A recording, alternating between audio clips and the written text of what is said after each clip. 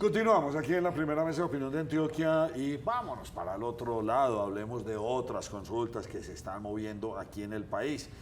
Y ella está participando en este momento histórico. Muchos se atreven a decir que este es un momento bastante importante de la política en Colombia. La senadora Paola Holguín, una muy cordial bienvenida. La felicito por sus vallas, muy elegante, me veo como una señora. ¿A usted le pareció muy bonita? Sí, a mí me gustaron las vallas, me gustaron mucho, sí. Ay, gracias, Andrea. Sí, Sí, pero salí muy elegante. Sí, porque es ponernos a la altura de grandes dirigentes de los que siempre tenemos como referentes en la política mundial. Me gustó mucho la valla, Sí, yo creo que hay que recuperar la dignidad de lo que significa la presidencia de Colombia. A mí me parece que es importante. Ahorita le echo flores de un invitado que algún día me dijo algo aquí y le voy a comentar lo que me dijo, pero más adelante. ¿Cuántos años lleva usted en política? 47, yo tengo 51, empecé a los 4. Yo soy un poquitico más, mucho más grande que usted. ¿Y cómo empieza uno en política a los 4 años? En esa época que mis papás eran militantes del Partido Liberal, a ustedes no les tocó porque son muy jóvenes, pero antes se votaba con unos sobrecitos y uno metía ahí una papeletica, ¿no es cierto? Y después tenía que ir a meter el dedo en la tinta. El dedo en la tinta. Exacto, y mi primer trabajo era ese, era meter las papeleticas en los sobres del partido. Entonces me entregaban las papeleticas, los sobrecitos, y yo toda chiquitica hacía eso. Ese era que mi antes trabajo. de uno entrar a los puntos de votación eran una cantidad de Personas entregándole a uno y también cambiándoselos. Sí, impresionante. Eso usted antes de entrar, eso todo el mundo le repartía las tarjeticas. Ese era el objetivo, Sí, quitarle al que llevaba. Al que llevaba. Para que usted lo metiera en eso. Bastantes años de experiencia y yo pues soy un poco más grande que usted. Yo le digo, yo en la historia que yo he visto, pues vi un tema muy maluco, difícil del país que estuvo cuando estuvo Samper, problema maluco también, pues el de Pastrana con el problema de la guerrilla y todo el cuento, pero nunca me había tocado una previa de estas dimensiones. A usted le había tocado ir a una previa como y con tanta anticipación y con tanta polarización y tanto odio y tan maluca. No. Yo creo que esta es una elección como nunca había visto Colombia por muchas razones. Una, por la tensión institucional que está provocando el gobierno. A mí nunca me había tocado que fuera el propio gobierno el que todo el tiempo dijera es que no hay garantías para las elecciones en el 26. Que es el que las tiene que dar. Sí. O sea, él es el que tiene que garantizar la seguridad, los recursos, que el Consejo Nacional Electoral y la registraduría. Y él es el que repite todo el tiempo eso. Dos, a nosotros nos tocó en muchas elecciones en los años 90 vivir eso tan horrible de asesinatos de candidatos presidenciales, como en esta, con el magnicidio de Miguel Uribe. Y a mí me han tocado elecciones donde ha sido muy difícil ir a ciertos departamentos, pero nunca como ahora, porque ahora es presencia de estructuras criminales en el 70% del territorio. ¿Y quién debe garantizar la seguridad? Que es la UNP, diciendo que no puede. Entonces casi que vaya hacia riesgo, porque entonces te dicen, avise cuando va, entonces yo voy a tal sitio. No, allá no hay carro, pero yo no voy a dejar de ir. No hay hombres, pues yo no voy a dejar de ir, ¿sí me entienden? Entonces es muy difícil. Fuera de eso, no habíamos tenido un gobierno que jugar un papel tan protagónico, además tan ilegal, interfiriendo en el proceso electoral, pues tan de frente, y el tema del riesgo es muy alto, el gobierno desmintiendo a la MOE sale con una primera alerta electoral y dice Benedetti que es que la señora no conoce el territorio y que la defensora no conoce el territorio, que no sé qué, entonces sí, bastante complejo. Porque se enfrentan contra todos y con todos. Es que se enfrentan contra la institución, contra la MOE, contra la directora, contra la DIAN, contra el banco, o sea, es contra todo y contra todos. Contra todo lo que ose a decir algo que no les guste. Sí. La defensora era y se puso súper juiciosa a hacer las alertas. Ahora el Consejo Nacional Electoral, con la consulta, ¿por qué? Yo creo que hay varias razones. La primera es porque Petro no es un demócrata. Esa es la básica.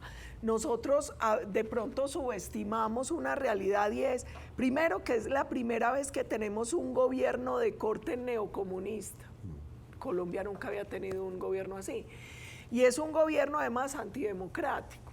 Nosotros nunca hemos tenido, claro, hemos tenido unos presidentes como más a la izquierdita o a la derecha o al centro, pero nunca ninguno cuyo objetivo fuera, como dice un imputado, resetear el sistema. Entonces ellos quieren acabar todo.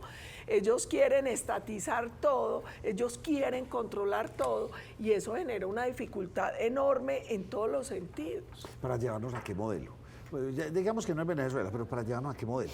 ¿Y por qué decís que no es Venezuela? No, porque todo el mundo dice que estamos ya, que estamos hemos muy echado cansones. demasiado, Bueno, muy cansones con el como cuento de para tener Venezuela. un cliché. Sí, ¿para llevarnos a qué modelo? Para llevarnos a un modelo donde el Estado tiene control absoluto, el Estado tiene control absoluto de todo y de todos.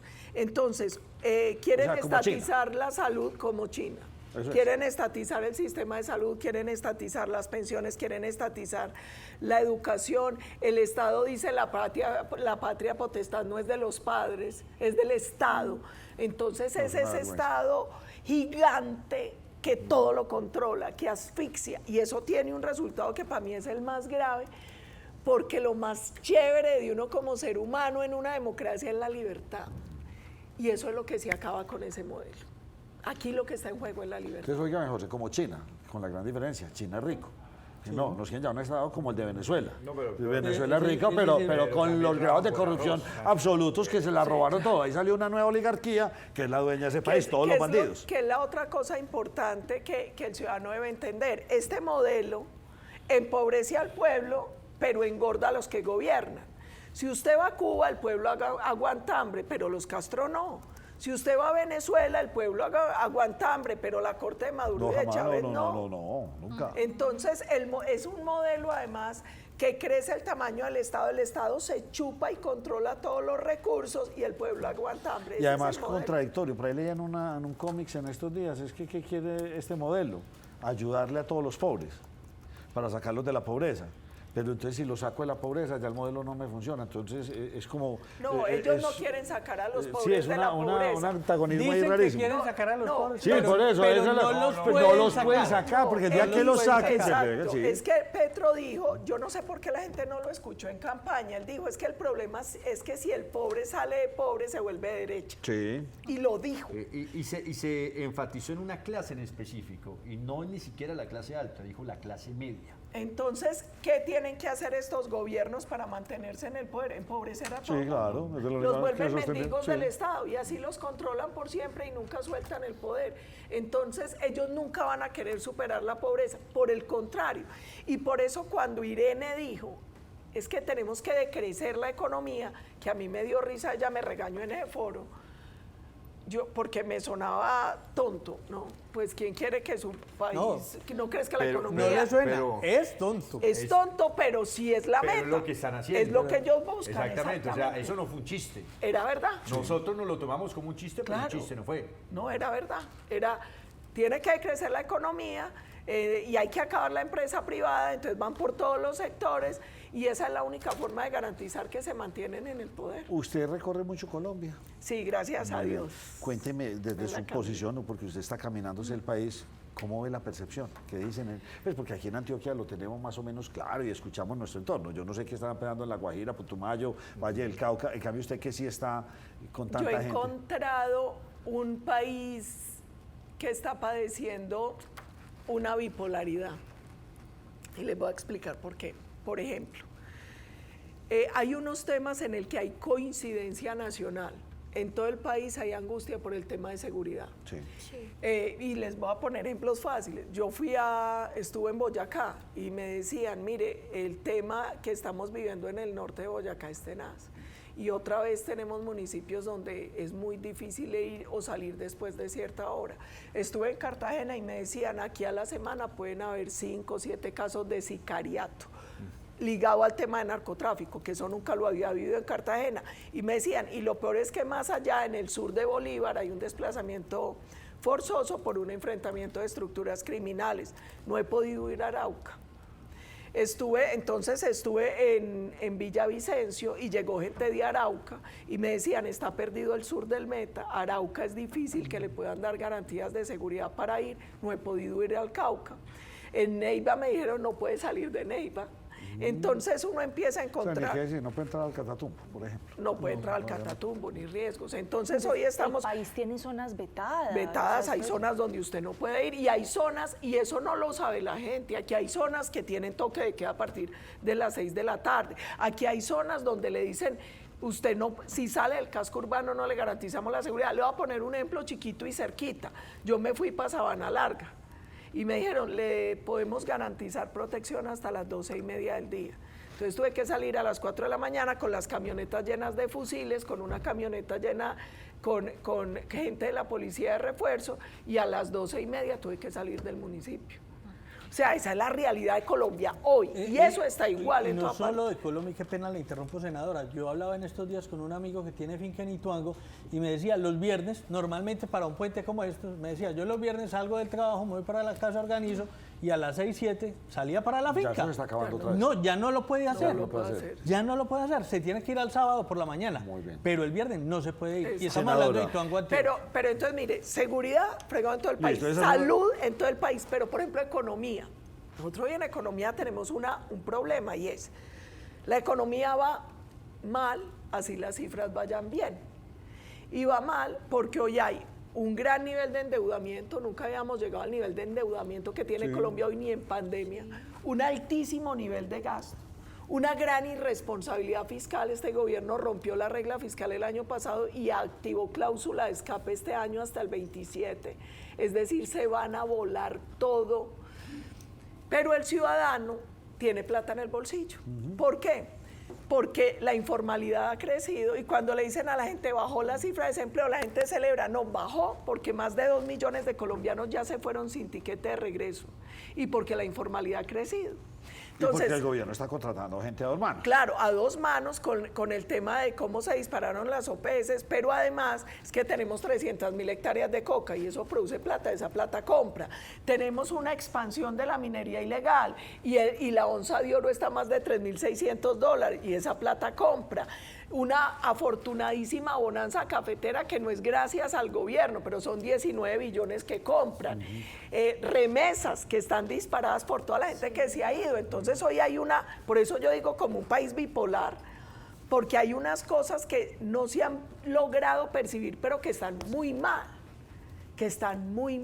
Y que van a salir a flote y se van a empeorar. Claro, el tema, por ejemplo, eléctrico, está la demanda crece más que la oferta, no tenemos gas, estamos importando gas desde el año pasado y cada vez va a ser más difícil. Como usted está caminándose el país, la pregunta es, ¿usted cree que la gente común y corriente de nuestro país se está percatando de eso?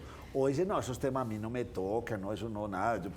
De pronto los toca el tema de salud, hombre, que empiezan ese sí los toca directamente. Sí. Pero el resto, pues que el presidente está gastando mucho, que está dando mucha platica. Ese va a ser cree que sí lo está haciendo? ese va a ser el reto nuestro.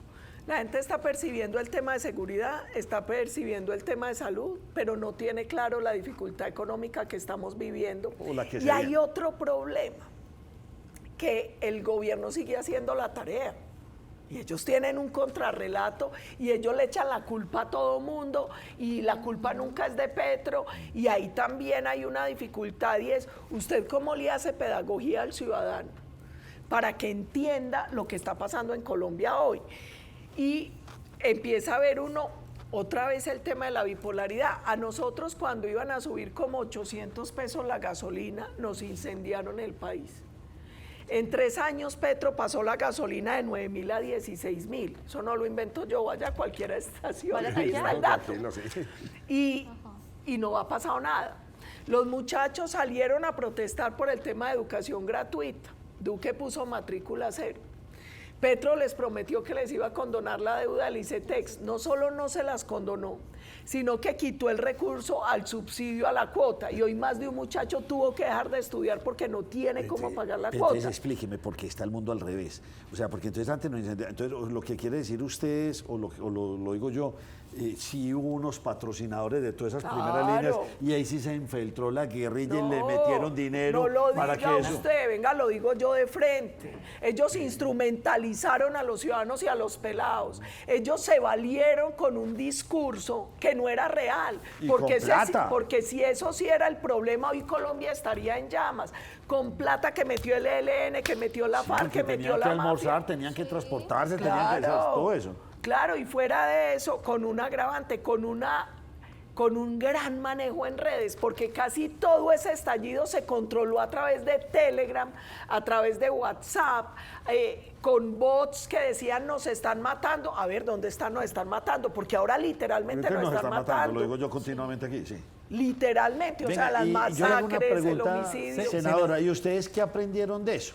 Porque entonces ellos ya aprendieron que si hacemos estos conatos y todos estos momentos tan críticos, listo, gana la derecha y volvemos y le hacemos lo mismo. ¿Qué aprendió la derecha de esto? Porque la derecha es mediática, tranquila, o sea, ¿qué aprendieron ustedes? Diplomática. Diplomática. Yo creo que varias cosas. La primera es, ellos están queriendo hoy repetir la dosis con el cuento de Palestina. Lo que pasa es que se les acabó la fiesta porque Trump ya logró un primer acuerdo de paz, pero esa era la excusa y ya empezaron a medirnos el aceite. Y a salir, y a grafitear, y a reventar. No iban a una hamburguesería muy famosa. ¿no? Claro. McDonald's, no le dé pena decir marca, sí, aquí dañaban el local. Entonces, Y el problema es de Fico, según ellos. según ellos. Entonces, primera cosa que aprendimos, que esto no se resuelve con cobardía ni con medias tintas. Aquí tenemos que salir a decir la verdad y la verdad de frente. Y decirle de una vez a los ciudadanos, se van a dejar chantajear de Petro y su combo y les van a entregar el país el resto de la vida. Porque aquí lo que nos jugamos es, o se perpetúa el neocomunismo en Colombia, o de verdad vamos a transformar el país. Eso es lo que está en juego. Y ellos van a usar las mismas estrategias que les funcionaron. La amenaza del fusil, el chantaje de incendiar el país y todo eso. La pregunta que hoy nos tenemos que hacer como colombianos es, ¿estamos dispuestos a pagar ese precio de ser esclavos eternamente de este modelo? Mariana, su pregunta. Senadora y precandidata, en su percepción, ¿qué tiene que hacer el próximo presidente de Colombia y que reciba nuestro Pero venga, país? yo veo que usted ya va para otro tema. Sí, hagámoslo después del corte. le- Metámonos con la candidata después del corte. Que esta bueno, peleita que está buena. Qué pena, Mari. Lo que pasa es que mi pregunta va a esto, senadora, pero ¿qué vamos a hacer cuando esto ellos lo tienen tan bien planeado? Eso estaba tan bien planeado que se encargaron de deslegitimar a los medios tradicionales. Porque sabían que los medios tradicionales, los medios donde se hacen consejos de redacción, donde hay periodistas que se tiran 5 años en la universidad, que ven clases de ética y demás, iban a empezar a criticar su gestión.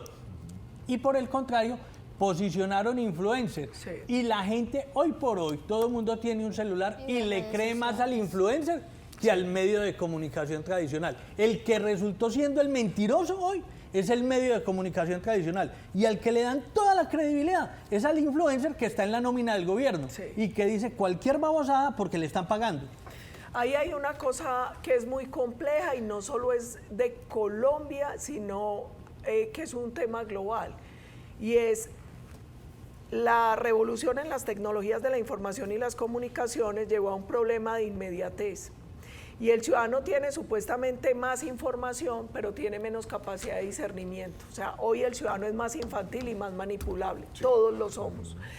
Todos tenemos una dificultad, el algoritmo, y es, a usted le refuerzan lo que usted cree y lo que usted ve. Por eso las redes de cada uno de nosotros son totalmente distintas, porque si usted se queda, porque el juego de las redes es que usted se quede ahí más tiempo. Entonces, si usted busca perritos, usted le van a salir todo el tiempo noticias de perritos, cosas de perritos, porque ellos tienen que mantenerlo ahí. Si a usted le gusta el color verde, le van a salir chaquetas verdes, cosas verdes, porque eso es lo que hace el algoritmo.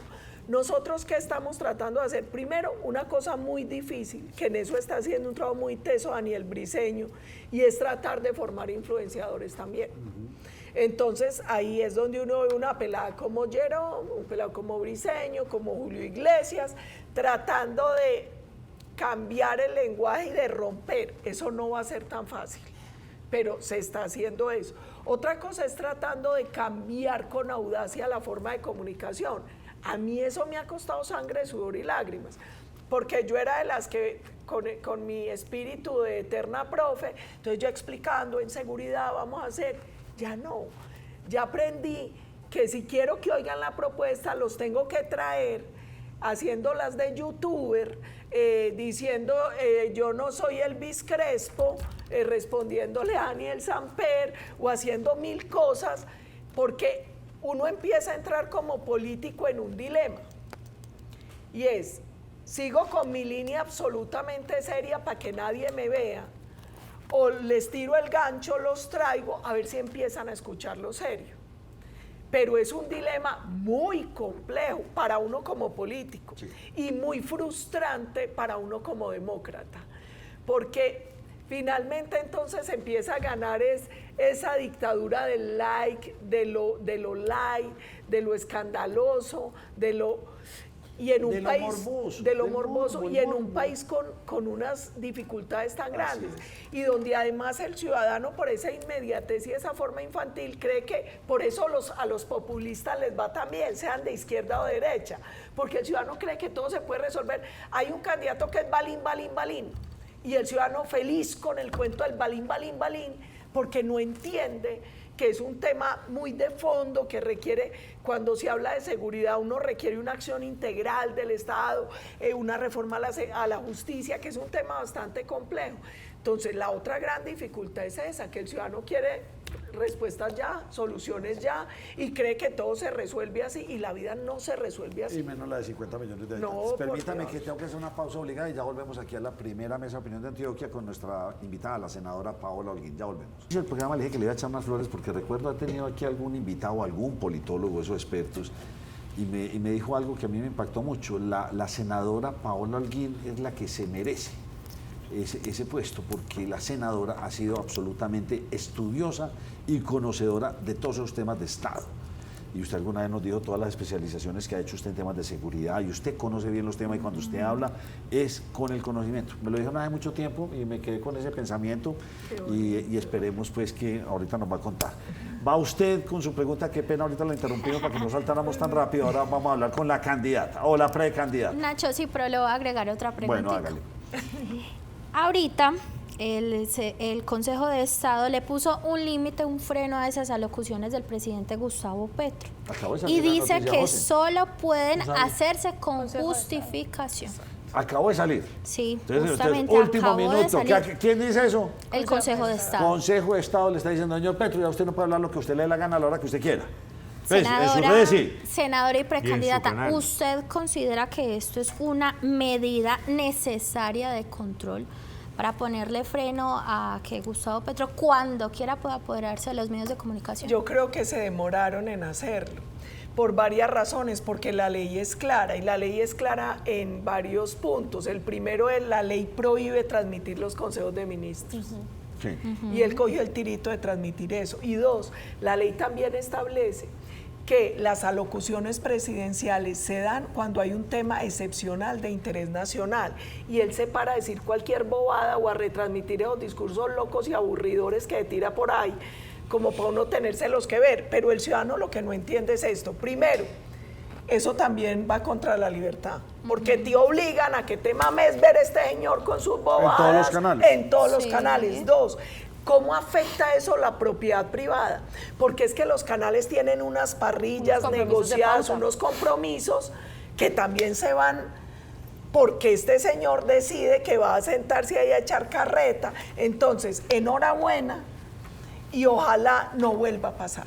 Pero senadora, poco o nada le ha prestado atención el presidente Gustavo Petro al Consejo de Estado. Ni al Consejo de Estado, ni a la Corte Constitucional, ni a nadie. Les han dado órdenes perentorias que no cumplen. Eso también muestra eso del talante antidemocrático, porque en el tema de pesos y contrapesos, a uno puede que le gusten o no las decisiones, y uno incluso puede manifestarse frente a ellas, pero las tiene que acatar. Ellos ni siquiera acatan las órdenes, las sentencias, los llaman, nada les importa.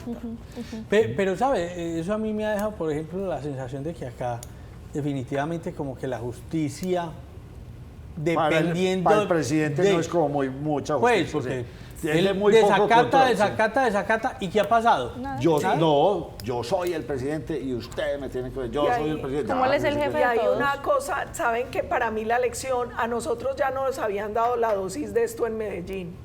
Nosotros en Medellín chicaneamos mucho, es que Medellín tiene una gran institucionalidad, aquí es muy difícil ser mal alcalde. Mire, no existe institucionalidad ni norma que lo brinde a uno de un bárbaro. Entonces, pueden existir pesos y contrapesos, marco legal, pero cuando a uno lo gobierna un bárbaro, créanme que no hay cómo frenar eso. Y nosotros con creces lo pagamos en Medellín y con creces lo estamos pagando en Colombia. ¿Cómo va en su campaña? Cuente a ver. ¿Y cómo va a ser? ¿Va a ser de diciembre a enero? ¿Ya resolvieron las fechas en las que van a ser estas? Chiva, nos cogió la noche.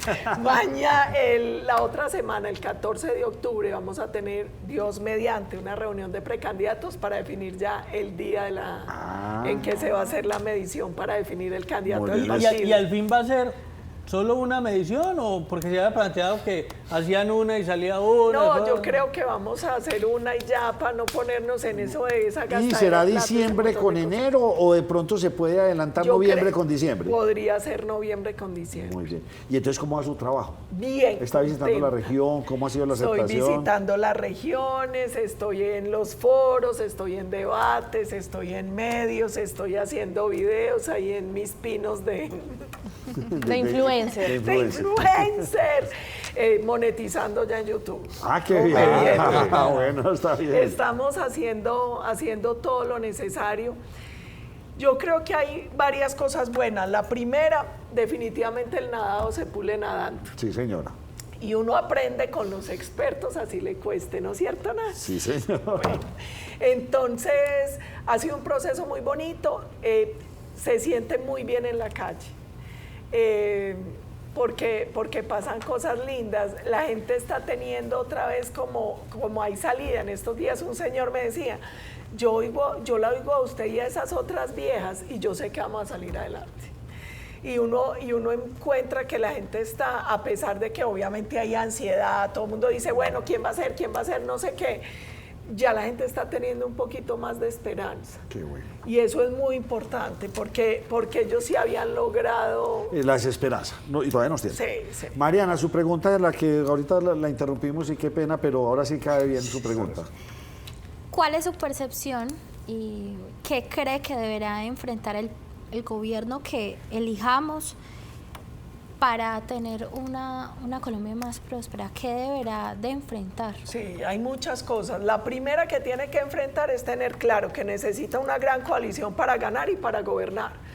Porque Petro era mamón de oposición, remamón de presidente, yo no me lo imagino expresidente perdiendo.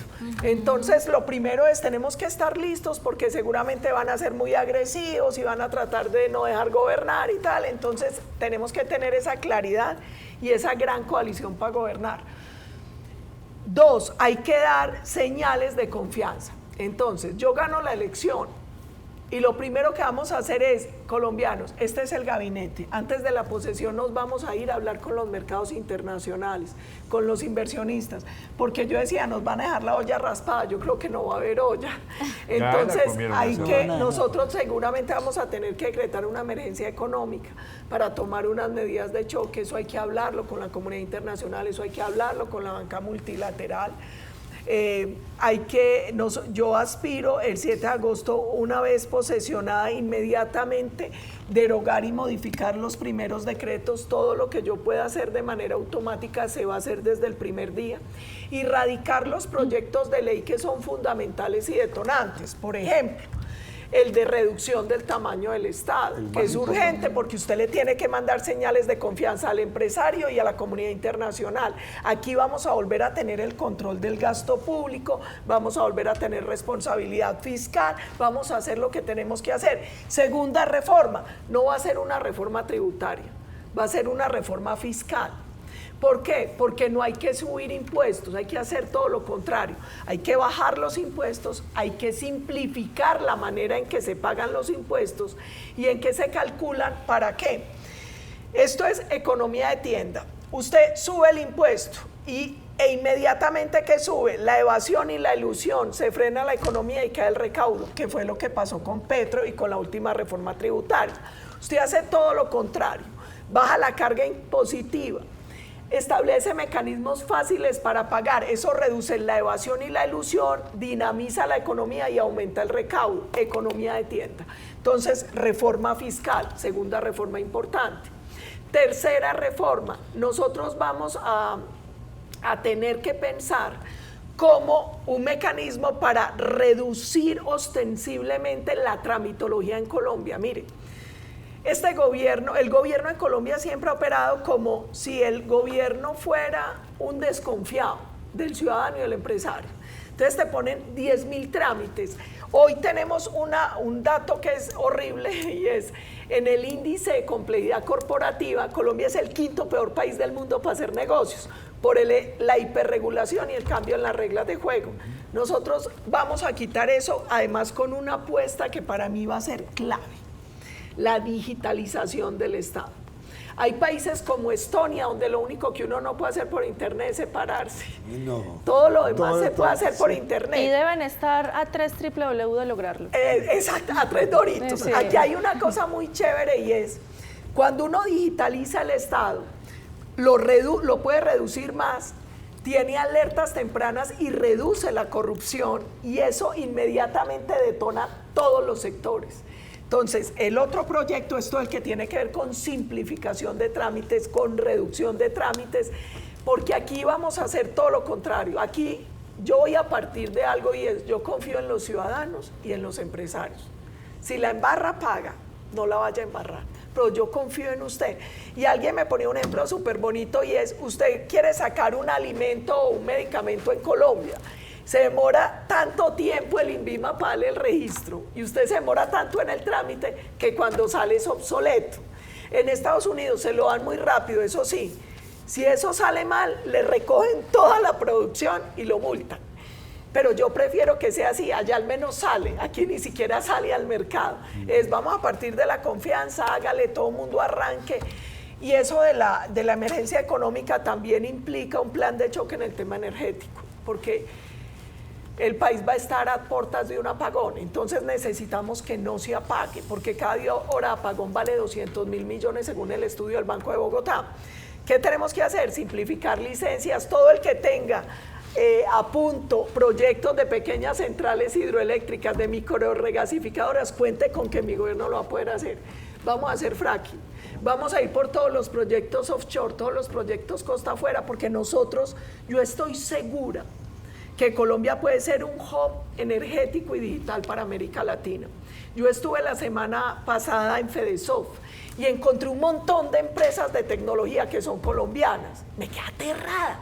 Y yo les decía, vean, usted es el dueño, es colombiano, tiene un súper desarrollo, pero ¿por qué su empresa está en Panamá, está en Perú, está en Estados Unidos, no está aquí? Porque no tienen condiciones. Vamos a dar las condiciones para que las empresas se desarrollen acá. Acabo de tener hace pocos días un invitado, un abogado, y ¿sabe cuál es la recomendación? Abra su empresa en Panamá o en Estados Unidos. Exacto. Nunca en Colombia. Nos quedan 8 minutos. Por favor, Andrea Sierra y después José. Informe de la Contraloría de hoy alarmante sobre el sector defensa, Sí. pero de lo que más sorprende, Paola, es que nos están diciendo 95% del presupuesto de defensa, funcionamiento y contratación. Así y solo el 4% en inversión. Estamos obsoletos, con problemas de seguridad y el presupuesto se nos va en funcionamiento y entonces defensa está en una crisis en este momento terrible. Está en una crisis profunda y está en crisis profunda porque tenemos menos hombres. No estamos teniendo capacidad operativa y yo les decía ahora, el tema de plata va a estar difícil, nosotros vamos a negociar un nuevo plan Colombia 2.0 y vamos a restablecer inmediatamente relaciones con Israel, porque ahí hay un tema fundamental y es no solo la falta de plata, sino que en Colombia, por ejemplo, si usted quiere producir la pistola Córdoba Jericó del fusil Galil, la licencia es de Israel. Si usted quiere el tema de comunicaciones de Ejército Israel, todo el tema de aviones no tripulados, todo el tema de radares tiene que ver con Israel. Nosotros hoy no tenemos eso porque rompimos relaciones con Israel. Entonces, tenemos que volver rápidamente a las relaciones con Israel. Necesitamos negociar contra un nuevo plan Colombia porque nosotros no somos Petro. Nosotros no vamos a alcahuetear el crecimiento del narcotráfico en el país. Aquí hay 300.000 hectáreas de coca y nosotros vamos a abrir el debate frontal en la Corte para hacer fumigación con glifosato, que hoy se puede hacer con drones a baja altura, con altísima precisión, por amor de Dios. Además, a los colombianos los engañan, el 95% de los cultivos lícitos en Colombia emplean glifosato. Pero Paola, ahí la dificultad ni siquiera es si se puede o no, es que usted le tiene que pedir permiso a las comunidades, es que la Corte los maniató con esa pedida de permiso. Dentro de las leyes hay otra que es la reglamentación de la consulta previa, porque aquí eso se volvió un incentivo perverso. Y es que a punta de consulta previa no se puede hacer ningún proyecto, maniatados, no se puede fumigar, no se puede hacer nada. No, vamos a reglamentar de una vez por todas la consulta previa. Me quedan 4 minutos, José, para que usted le haga una y yo remato con la que Bueno, quiero hacerle a la doctora. rápidamente, senador, usted habló de derogar los decretos que pueda, pero puntualmente, salud, pensiones y el tema laboral. ¿Qué fueron reformas de este gobierno? Si usted llega a la presidencia, ¿qué pasa? Varias cosas. Primero, la de salud afortunadamente no ha pasado. ¿Cuál es el problema? Que nos van a dejar un hueco como de 40 billones de pesos. Ahí hay que hacer varias cosas que no requieren reforma. La primera, vamos a tener que sanear las cuentas de salud. En las reuniones con inversionistas con los cuales tenemos deuda, se les ha planteado la posibilidad de hacer una renegociación donde todos ponemos. Nosotros lo que hemos dicho es Colombia ha sido buen pagador, nosotros entendemos la deficiencia que hay hoy, venga, renegociemos la deuda y denos placitos porque no nos vamos a poder poner al día de una. La mayoría han dicho que sí, ahí vamos a tener que hacer una renegociación. Nosotros, ¿qué queremos hacer con el tema de salud? Volver y blindar el sistema mixto de aseguramiento, pero la UPC en este momento va para tercer debate un proyecto de ley del cual yo soy firmante, donde establecimos una tabla para poder técnicamente establecer la UPC, porque eso viene desfinanciado desde el 2021. Establecer, por ejemplo, que las EPS no tengan que asumir enfermedades huérfanas y de alto costo, sino que eso va a una entidad para generar economía de escala. Entonces, en salud lo que hay que hacer no requiere reforma, requiere voluntad y sobre todo sanear, que es lo más importante, y mejorar los mecanismos de control, porque hay 70 formas de robar en el sistema. La pensional, eso todavía está en vilo. Vea, yo le pido todos los días a mi Dios que eso se caiga, porque aquí mataron el pollo aliviado para darle caldo al enfermo. Es que el problema en Colombia no son los fondos privados de pensiones, es Colpensiones, y le quitaron plata a los privados para darle a Colpensiones. Por amor de Dios, ahí que es donde están las pensiones subsidiadas.